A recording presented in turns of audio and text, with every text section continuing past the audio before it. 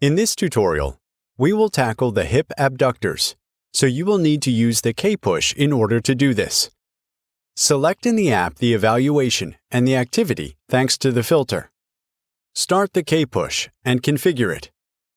First, we will start with the left hip. Here, we will do a single repetition. Put the tablet down to have both of your hands free.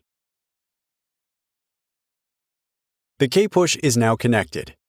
You will need both of your hands to stabilize your patient, so you may use the K-button function to start the test remotely.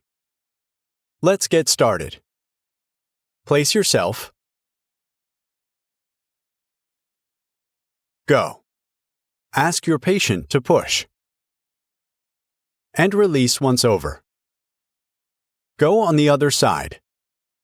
Put the K-push just above the external malleolus. Wait for the countdown. Go. Again, ask your patient to push. And release once over.